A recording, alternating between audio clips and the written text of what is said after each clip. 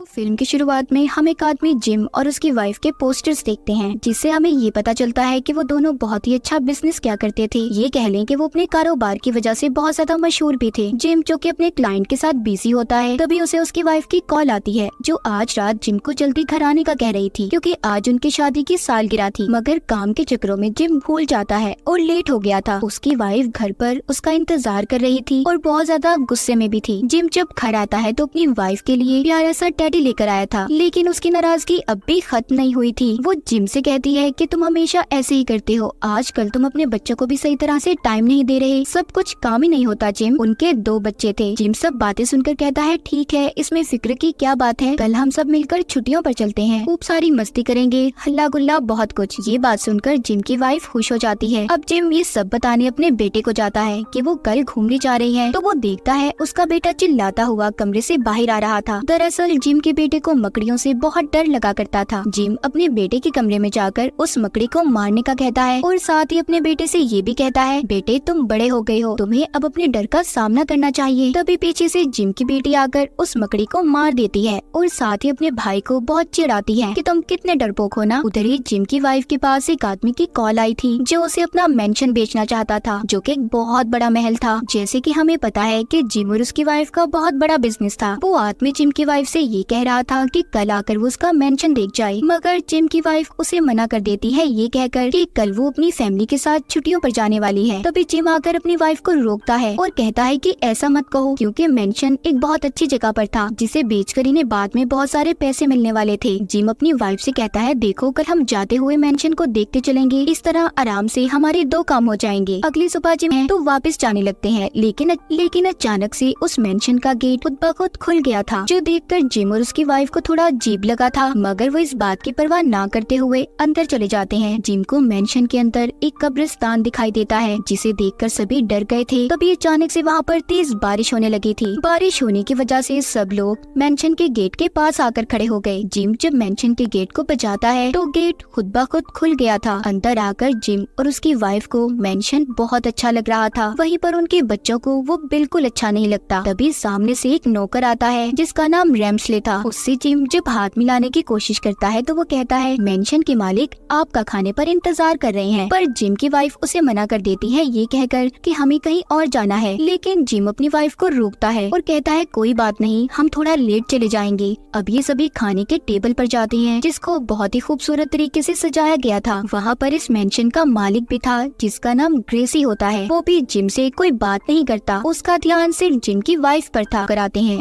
जो इनके लिए खाना लेकर आए थे। तभी वो नौकर रेम्सले खिड़की के पास खड़ा होकर इन्हें बताता है कि आज रात बहुत बड़ा तूफान आने वाला है, आप सबको यहीं पर रुक जाना चाहिए। ग्रेसी भी जिम की वाइफ से यही कह रहा था कि आज रात बहुत खतरा है, आप यहीं पर रुक जाओ। इसके बाद रेम्सले सभी को अपना अपना कमरा दिखाता है। कमरे में आने के बाद जिम की वाइफ उस पर बहुत ज्यादा नाराज हो रही थी। कहती है कि आज हम अच्छा भला अपनी फैमिली के साथ छुट्टियों पर जाने वाले थे, तुम्हारी वजह से हम यहाँ पर आकर फंस गए। मैं इस मेंशन के लिए मना करने वाली थी। इतना कहकर वो बाथरूम में चली जाती है, जिसके बाद उनके कमरे में रेम्सले आ गया था, जो जिम से कहता है कि हमारे मालिक को आपसे बात करनी है, वो लाइब्रेरी में आपका इंतजार कर रहे हैं। इसीलिए वो जिम को अपने साथ लाइब्रेरी में ले आया था, पर वहाँ पर उनका मालिक ग्रेसी नहीं था। रेम्सले जिम को शराब का गिलास पकड़ाकर कहता है, ऐसा करो, तुम यहाँ पर हमारे मालिक का इंतजार करो, मुझे थोड़ा सा काम है, मैं यहाँ से जा रहा हूँ। इतना कहकर वो चला गया था। उसके जाते ही जिम से ग्लास नीचे गिर जाता है, जिससे वहाँ टेबल पर पड़ा एक स्टैचू मूर्ति भी नीचे गिर गई थी। उसके गिरने की वजह से वहाँ पर एक खुफिया दरवाजा खुलता है। जिम उस दरवाजे के पास जाकर वहाँ उस जगह के अंदर जाने लगता है। दूसरी तरफ जिम के बच्चे भी बाहर आ गए थे। उन्हें खेलते हुए एक बॉक्स मिलता है, जिसको जब वो खोलते हैं तो एक नीले रंग की जादुई बॉल हवा में लहराती हुई आगे जा रही थी। उधर जिम की वाइफ भी जिम को ढूंढते हुए कमरे से बाहर आ जाती है। वो वहाँ पर काम करने वाली नौकरानी से पूछती है, क्या आपने मेरे हस्बैंड को देखा है? जिस पर जब वो जिम की वाइफ का चेहरा देखती है तो उसे न जाने क्या हो गया था। वो नौकरानी डरकर भाग जाती है। तभी अचानक से जिम की वाइफ के आगे रेम्सले आ गया था। वो फिर उससे पूछती है, क्या आपने मेरे हस्बैंड को देखा है? वो कहता है, हाँ, वो लाइब्रेरी में है। जिम की वाइफ लाइब्रेरी में जाती है तो उधर ग्रेसी बैठा हुआ था, जो कहता है, मैंने भी यहाँ पर आपके हस्बैंड को मिलने के लिए बुलाया था, पर अब तक तो वो नहीं आए। चलो क्यों ना वो जब तक आ नहीं जाते मैं आपको ये सारा मेंशन दिखा दूं।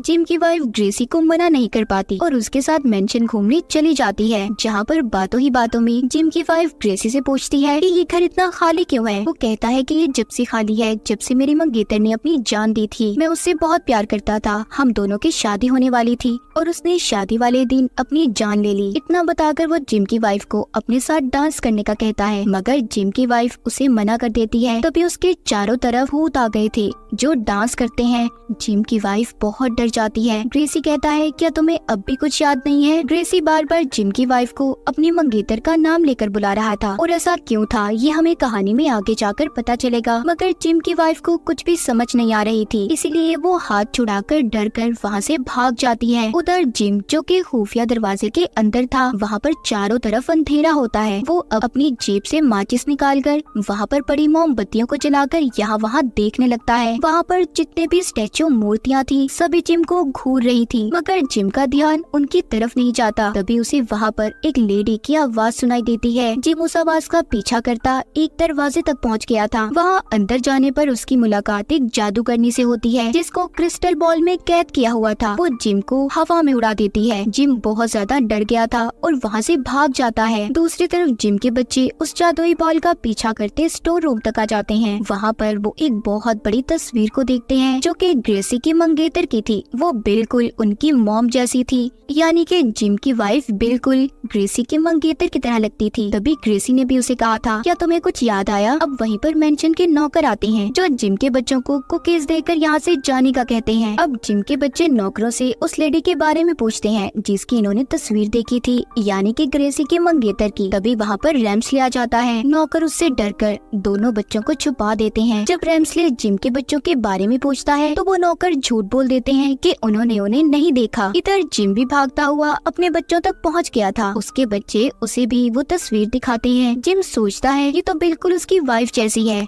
जिम को लगने लगा था कि यहाँ पर कुछ तो गड़बड़ जरूर है। तभी नौकर उसको बताते हैं यहाँ पर जितने भी लोग हैं वो सब इंसान नहीं बल्कि भूत आत्माएं हैं और हम भी जो किसी वजह से यहाँ पर कैद हैं। ये सुनकर जिम डर गया था। उसे कुछ समझ नहीं आता ये वो क्या करे। ये लोग अब इस भूतिया मेंशन में फंस चुके थे। तब वो नौकरानी ने बताती है कि आप लोगों को यहाँ से निकलने का हल एक जादूगरनी बता सकती है। ये नौकरानी उस जादूगरनी की बात कर रही थी जो एक क्रिस्टल बॉल में कैद थी जिससे जिम डर कर भाग कर आया था। ये सब अब उस जादूगरनी के पास जाते हैं और उस तस्वीर वाली लेडी के बारे में पूछते हैं। वो बताती है कि उस लड़की से ग्रेसी की शादी होने वाली थी, लेकिन शादी से एक दिन पहले उसने जहर खाकर खुद को मार लिया। उसने ऐसा क्यों किया अब तक एक राज है, लेकिन इस सदमे को ग्रेसी ने बर्दाश्त नहीं किया और उसने भी अपनी जान दे दी। इसका मतलब ग्रेसी भी मरे हुए लोगों में शामिल था। ग्रेसी की आत्मा थी जो इनसे अब तक बातें कर रही थी। जादूगरनी बताती है कि ग्रेसी ने तुम्हारी वाइफ को अकेले ही आने का कहा था, यानी कि उस दिन जो कॉल आई थी वो ग्रेसी की थी, मगर गलती से तुम और तुम्हारे बच्चे भी यहाँ पर आ गए। अब ग्रेसी को तुम्हारी बीवी में अपनी मंगेतर नजर आती है। वो उससे शादी कर लेगा और अब किसी भी कीमत पर वो तुम्हारी बीवी को यहाँ से जाने नहीं देगा। जिम उस जादूगरनी से पूछता है कि मैं अपनी वाइफ को कैसे बचा सकता हूँ, कोई तो रास्ता होगा ना। वो जादूगरनी कहती है कि तुम अगर अपनी वाइफ को बचाना चाहते हो तो तुम्हें ग्रेसी की मंगेतर की मौत के राज को खोलना होगा कि वो कैसे मरी, जो कि एक बॉक्स में कैद है जिसकी चाबी कब्रिस्तान के अंदर तहखाने में एक कब्र में पड़ी हुई है। तुम्हें जाकर वहाँ से वो चाबी लानी होगी जिसमें तुम्हारी मदद ये दोनों नौकर भी करेंगे। अब वो नौकर एक भूतिया बग्घी में जिम और उसके बच्चों को बिठाकर कब्रिस्तान में ले गए थे, जहाँ पर वो और भी बहुत सी आत्माओं को देखते हैं। खैर ये तीनों उस तहखाने तक पहुँच जाते हैं, मगर जिम का बेटा अंदर जाने से मना कर देता है क्योंकि उसे डर लग रहा था। इसलिए जिम अपने बेटे को बाहर ही छोड़कर अपनी बेटी के साथ अंदर तहखाने में चला जाता है, जहाँ पर उसे एक कब्र मिलती है जिसे खोलने पर उसे एक ढांचा नजर आता है। उसके हाथ में चाबी थी। वो जैसे ही उस चाबी को अपने हाथ में लेता है वहाँ पर जितने भी मुर्दे थे सभी जाग जाते हैं। वो मुर्दे अब जिम और उसकी बेटी के पीछे पड़ गए थे। किसी भी तरह बचते बचाते जिम अपनी बेटी को लेकर बाहर जाने वाले दरवाजे तक पहुंच गया था, लेकिन तभी तहखाने का दरवाजा बंद हो जाता है। अब जब जिम अपने बेटे को दरवाजा खोलने का कहता है तो उसके आगे बहुत सारी मकड़ियाँ आ गई थी जिनसे वो डरने लगा था। जिम अपने बेटे से कहता है बेटा डर का सामना करो। ये बात सुनकर जिम का बेटा हिम्मत करके दरवाजे को खोल देता है। अब ये सभी उस जादूगरनी के पास चाबी को लेकर आ गए थे, तो अब वो जादूगरनी भी इन्हें उस बॉक्स का पता बताती है। जब जिम उसके पास जाता है और उसे खोलता है, उस बॉक्स में से इन्हें ग्रेसी की मंगेतर का लिखा हुआ लेटर मिलता है जो उसने अपनी शादी से एक दिन पहले लिखा था, जिसमें ये लिखा हुआ था कि मैं ग्रेसी से बहुत प्यार करती हूँ और कल हमारी शादी होने वाली है। मैं बहुत खुश हूँ। उस लेटर को पढ़कर इन्हें ये बात तो पता चल गई थी कि ग्रेसी के मंगेतर ने खुद को नहीं मारा, क्योंकि वो तो अपनी शादी को लेकर बहुत खुश थी। तभी वहाँ पर रेम्सले आ जाता है, जिसे देखकर वो दोनों नौकरों की आत्माएं गायब हो गई थी जो अब तक जिम का साथ दे रही थी। रेम्सले जिम से कहता है, मैंने सोचा भी नहीं था कि तुम यहाँ तक पहुँच जाओगे। अब जिम उसको ग्रेसी के मंगेतर का लिखा हुआ लेटर दिखाता है और पूछता है कि इसका क्या मतलब है, आखिर सच्चाई क्या है। अब रेम्सले बताता है कि हाँ, मैंने मारा था उसको, क्योंकि हमारे मालिक उसकी खातिर सब कुछ छोड़कर जाने वाले थे। वो लड़की हमारे मालिक ग्रेसी के लिए ठीक नहीं थी, इसीलिए शादी से एक दिन पहले मैंने उसे जहर देकर मार दिया। जिम कहता है, जो भी था, अब मुझे मेरी वाइफ और बच्चों को यहाँ से जाने दो। वो कहता है, नहीं, इतनी आसानी से नहीं। आज रात मैं तुम्हारी वाइफ के साथ अपने मालिक ग्रेसी की शादी करवाने वाला हूँ,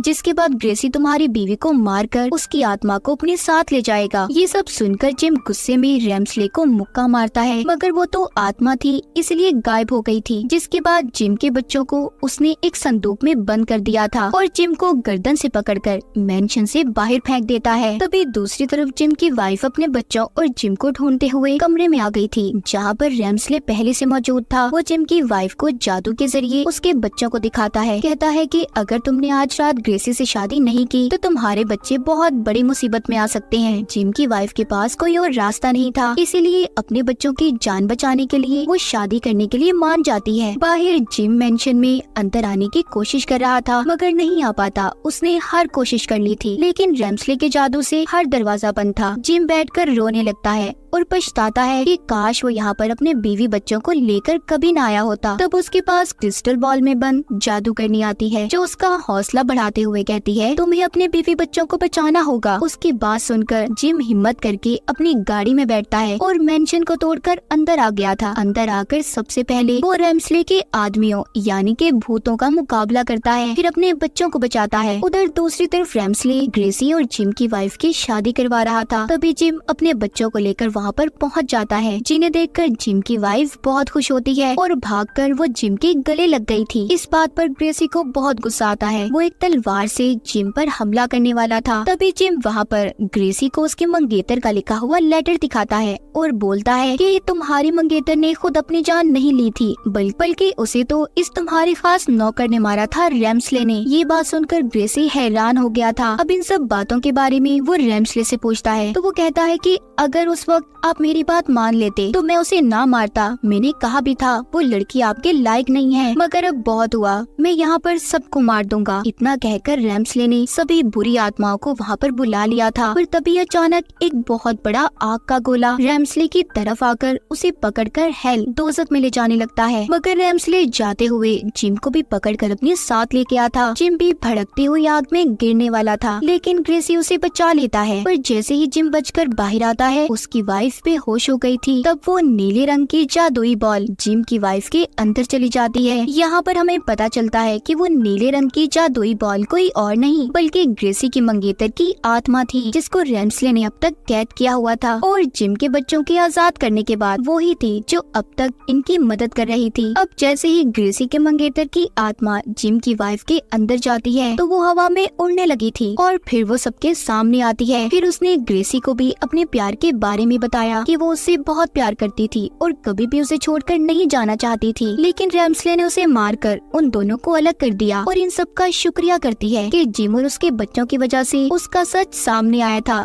वरना उसकी आत्मा कभी आजाद ना होती। ग्रेसी ने जिम को मेंशन के कागजात दे दिए थे और खुद अपनी मंगेतर के साथ आजाद होकर हमेशा हमेशा के लिए हेवन यानी कि जन्नत में चला जाता है। जिसके बाद मेंशन में कैद उन सभी लोगों की आत्माएं भी आजाद हो गई थी जो यहाँ पर कैद थी। जिम और उसके बच्चों की वजह से यहाँ पर कैद आत्माएं आजाद हो गई थी। और इसी के साथ इस फिल्म की कहानी भी यहीं पर खत्म हो जाती है।